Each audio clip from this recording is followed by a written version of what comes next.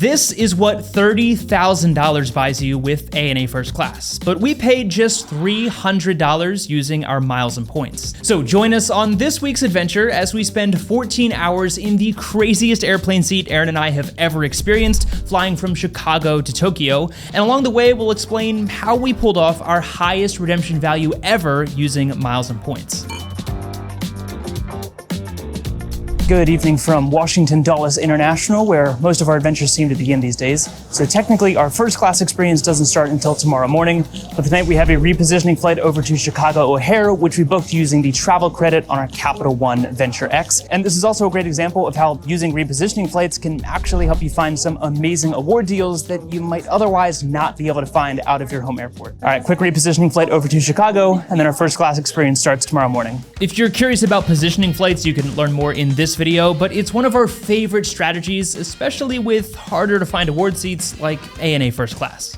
Well, that was a surprisingly bumpy and unpleasant flight over to here to Chicago, but we made it. We're staying at the Hyatt Regency O'Hare, just the airport hotel. I think it was 8,000 points a night, but I think we're both ready to get a good night's sleep so that we can be well rested for our 14-hour first class flight tomorrow morning.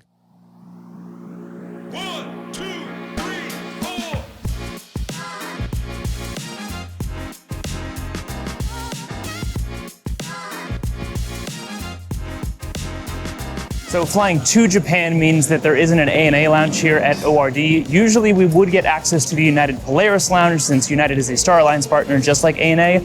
Unfortunately, that lounge is currently undergoing some renovations and is set to open in literally just a few days, which is just our luck. Now we can technically get into the United Club Lounge, which is their slightly less nice version of the United Polaris lounges. So maybe we'll check that out, but we did get our lounge fix at IAD yesterday at the Capital One Lounge, so I'm not too upset about it. The Club Lounge was actually better than we were expecting, but we didn't indulge too much because we knew there would be plenty of delicious food waiting for us, and before long, it was time to board. As soon as we stepped on board, we were offered an endless assortment of amenities from face masks, compression socks, toothbrushes, and that was on top of the already stacked amenity kit and pajamas we were given, which we'll take a look at later. They also immediately served us glasses of Krug champagne, which for anyone who's curious is about $400 per bottle, which means this champagne cost more than we paid for this entire flight, which I think is hilarious. Winning!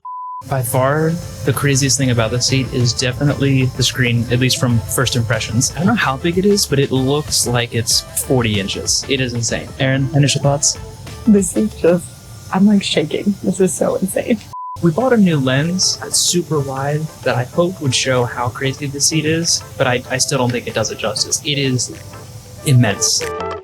All right, let's take a seat tour. So today we're flying on a Boeing 777-300ER, which has just 8 of these first class seats in a 1-2-1 configuration. And since we were lucky enough to find 2 award seats, we opted for 1D and G so that we could put the divider down and have this whole cocoon to ourselves. Like I said already, the statement piece of this seat, which by the way is known as the Suite, has got to be the 43-inch 4K monitor that makes this feel like a flying movie theater. Other than that though, it's actually a pretty clean and simple design, which personally I was a big fan of. Plenty of storage compartments all around the seat, easy access to the simple seat controls and TV remotes, plus this huge sliding tray table that didn't make you feel like you were trapped in your seat when it was out. Obviously, when it comes to first class, we have nothing to compare this to, but this is definitely the biggest seat I've ever been in. Also, the way the seat is configured, there's actually a jump seat across here, and this whole table slides back, so you could eat across from your partner inside your first class suite, which maybe Erin and I will try that out later. Also in the seat were some premium Sony headphones, which, if you're wondering, no, you don't get to keep these, but you do get to keep the seemingly endless other amenities. The Ettinger amenity kit was stocked with several Sensei products, plus a reusable A&A grocery bag, an Ettinger coin wallet, which actually came in handy in cash-heavy Japan,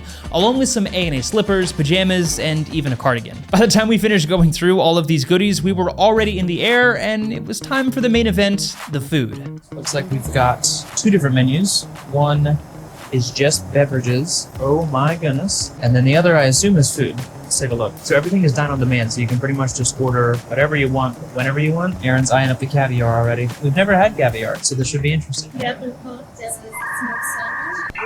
salmon. If, like us, you didn't get any of that, our dining experience started with an amuse-bouche of cheese, some fancy mushroom thing, and salmon folded into the shape of a rose, because why not? They do not belong here. But then it was time for a classic first-class experience that we have never had before, trying caviar as two people who really don't like fish. All right, this is our first time officially trying caviar. Cheers. Fancy. To be fair, I don't like fish at all. I don't eat fish. I don't like the taste of fish. I don't think I could think of a worse thing to eat. I guess it's good. All right, Erin's first time trying caviar.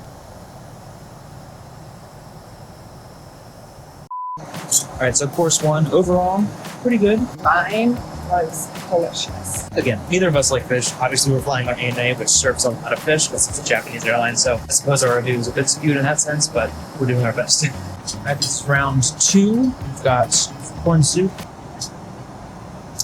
That is corn soup. That flavor. Feel that tender chicken. Just wham! While we wait for our main course, which hopefully I'll have a bit more to say about, let me quickly explain how we booked this $30,000 experience for just $300.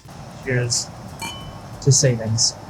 So there's a few different ways that you technically could book this seat using miles and points. Obviously, you could transfer points directly to ANA and book it that way. Arguably, the better way to do it, and the way that we did it, is actually booking through Virgin Atlantic. Now, I realize this is really confusing because Virgin Atlantic is a SkyTeam partner, and ANA is a Star Alliance partner. But basically, Virgin Atlantic has a dedicated award chart that is specific for ANA. Thank you so much. Thank you so much. Sorry, I was interrupted by a mistake. Anyway, so Virgin Atlantic is a SkyTeam partner, ANA is a Star Alliance partner, but again, Virgin Atlantic has a dedicated award chart specifically for ANA, and it is a distance-based award chart, so from the East Coast, or in our case, the Midwest of the US, it's about 85,000 points each, and then $150 in taxes and fees each. So total, we paid 170,000 points for both of these, and about $300 in taxes and fees, which is pretty good considering all of this would be $29,000. Also, if you're wondering, if you book this directly through a travel portal, where in most cases you're only going to get about 1 cent per point, it's nearly 3 million points to book both of these seats. So again, paying just 85,000 points by booking through Virgin Atlantic is a pretty good deal. Now, the process of actually doing this is a little bit complicated because, again, Virgin Atlantic is actually a SkyTeam partner, but basically you can search for the award availability through Aeroplan or United, find the award seat, and then you're just going to call Virgin Atlantic. They'll be able to confirm the availability with ANA and go ahead and book that award seat using Virgin Atlantic points. Yes, I realize that it's strange to look for availability on a Japanese airline through a fellow Star Alliance partner, United or Aeroplan, so that you can book it using a SkyTeam partner, Virgin Atlantic. But it's just miles and points, and I'll probably explain it in much better detail once I'm back in the studio. I promise it's not that difficult. One thing I didn't mention there is that I actually transferred these points to Virgin Atlantic during a recent 40% transfer bonus, knowing that I was on the hunt for one of these ANA first class award seats. But what that means is instead of 85,000 points each, or 170,000 points total, I really only redeemed closer to 60,000 transferable points each, or 120,000 points total because of that 40% transfer bonus. I just had alerts set on my phone for this specific award seat and actually got the notification out of the blue while we were in Helsinki, Finland a few weeks before this flight. And again, remember that these two seats would have cost nearly $30,000 for both of us, meaning with taxes and fees of $165 each, or $330 total, that gave us a record-breaking redemption value of nearly 24 cents per point. Let's just say I was a pretty happy guy that day in some random coffee shop in Helsinki. All right, let's eat. I would bathe in that sauce if it was socially acceptable. I would drape myself in velvet if it was socially acceptable.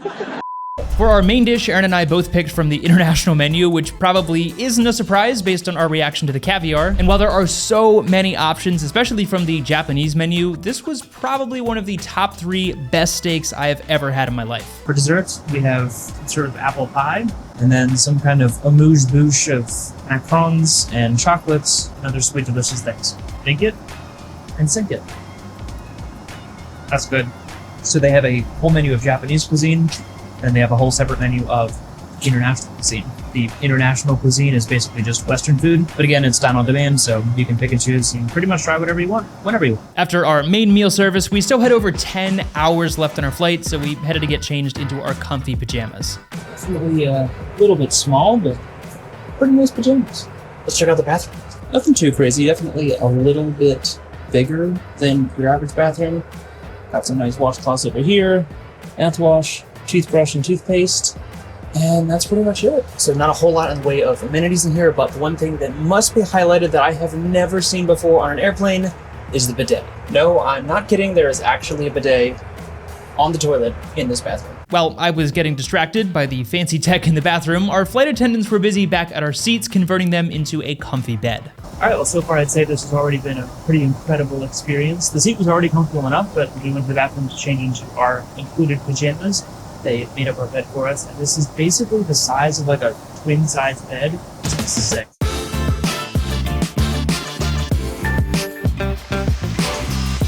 If you've been looking for a good opportunity to binge watch a bunch of movies that have been on your list, and just book an ANA first class ticket. I mean, this is better than going to the movie theater. After one too many movies, we were getting a little hungry again, which was easily fixed by the light dishes anytime menu. So while the seat has been incredible, the food has been incredible, I think the thing that surprised me the most about this entire experience is how awesome the service has been.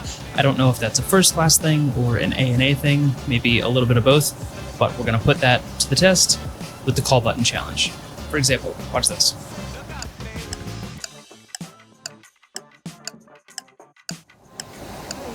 Yeah, it literally took them 5 seconds. By far the best service I have ever had on any flight, not to mention that the ramen we ordered may have been the tastiest thing we had on this entire flight. Never in my life has 14 hours gone by so quickly, especially considering we only slept for a few hours, but before we knew it, it was time to get changed out of those comfy PJs and prepare for landing. Thank you, thank you. All right, well, we are both excited and sad, but we have officially made it here to Tokyo. That was the fastest 14 hours of our life, I think, but that was an absolutely incredible experience. Erin, do you agree? Oh my gosh, it was absolutely insane. After a 14-hour flight, I never thought I would say I'd want to stay on a flight longer, but that flight, I would have wanted to stay on for a little longer. We are flying all the way home direct in ANA economy though, so We're gonna be humbled very quickly. back to reality. As always, if you want to plan a trip like this for yourself and start working towards some sign-up bonuses, then check out that first link down in the description to our top travel credit cards page. But other than that, thank you so much for watching, and we'll see you next week. If you were flying by yourself and you ended up in the middle seat, you could, of course, put the divider opposite us. It's painfully slow. On the rocks, water down as much as possible.